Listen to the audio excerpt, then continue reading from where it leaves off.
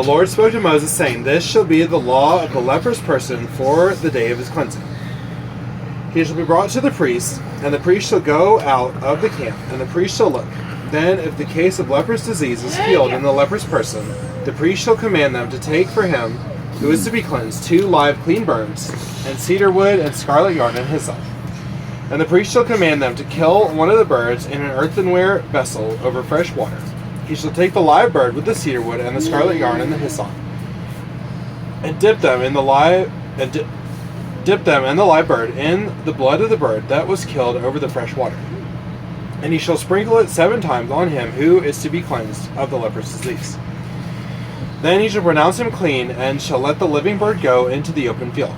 And he who is to be cleansed shall wash his clothes to shave off all his hair, and bathe himself in water, and he shall be clean. And after that he may come into the camp, but live outside his tent 7 days. And on the 7th day he shall shave off all his hair from his head, his beard, and his eyebrows. He shall shave off all his hair, and then he shall wash his clothes, and bathe his body in water, and he shall be clean. And on the 8th day he shall take 2 male lambs without blemish, and 1 ewe lamb a year old without blemish, and a grain offering of 3/10 of an ephah of fine flour, mixed with oil, and 1 log of oil. And the priest who cleanses him shall set the man who is to be cleansed and these things before the Lord, and the entrance of the tent of meeting. And the priest shall take 1 of the male lambs and offer it for a guilt offering, along with the log of oil, and wave them for a wave offering before the Lord. And you shall kill the lamb in the place where they kill the sin offering and the burnt offering, in the place of the sanctuary. For the guilt offering, like the sin offering, belongs to the priest. It is most holy. The priest shall take some of the blood of the guilt offering, and the priest shall put it on the lobe of the right ear of him who is to be cleansed, and on the thumb of his right hand, and on the big toe of his right foot. Then the priest shall take some of the log of oil and pour it into the palm of his own left hand, and dip his right finger in the oil that is in his left hand, and sprinkle some oil with his finger 7 times before the Lord.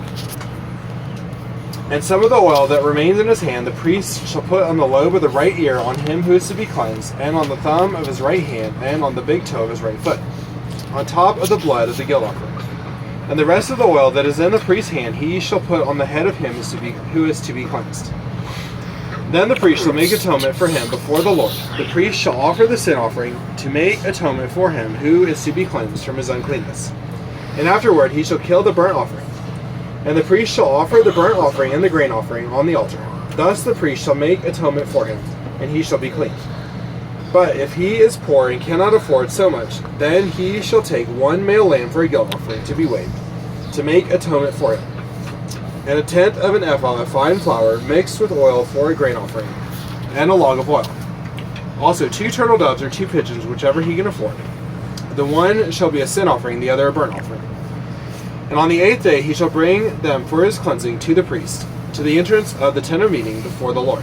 And the priest shall take the lamb of the guilt offering and the log of oil, and the priest shall wave them for a wave offering before the Lord. And he shall kill the lamb of the guilt offering, and the priest shall take some of the blood of the guilt offering, and put it on the lobe of the right ear of him who is to be cleansed, and on the thumb of his right hand, and on the big toe of his right foot. And the priest shall pour some of the oil onto the palm of his own left hand, and shall sprinkle with his right finger some of the oil that is in his left hand 7 times before the Lord.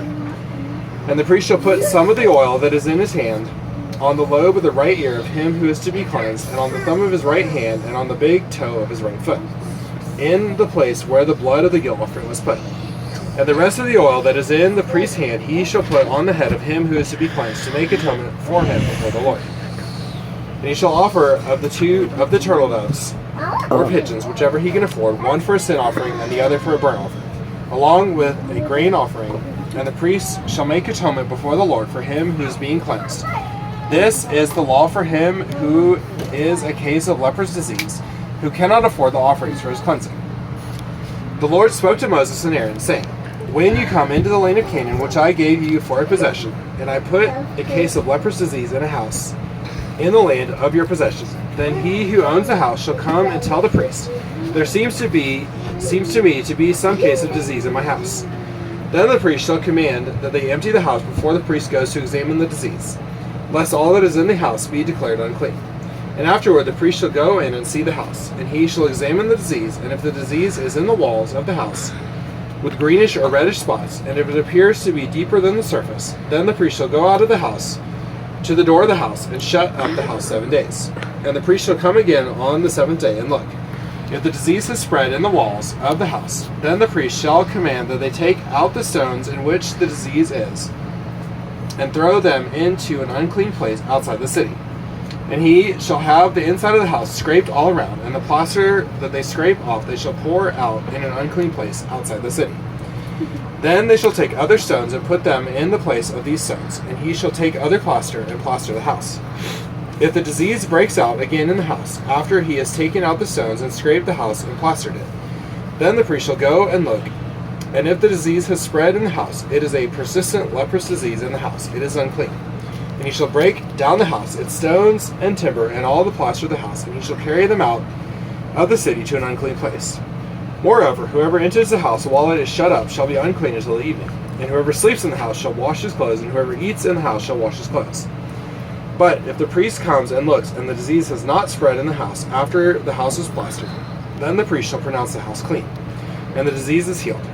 And for the cleansing of the house he shall take 2 small birds with cedar wood and scarlet yarn and hyssop, and shall kill one of the birds in an earthenware vessel over fresh water, and shall take the cedar wood and the hyssop and the scarlet yarn along with the live bird, and dip them into the blood of the bird that was killed, and in the fresh water, and sprinkle the house 7 times.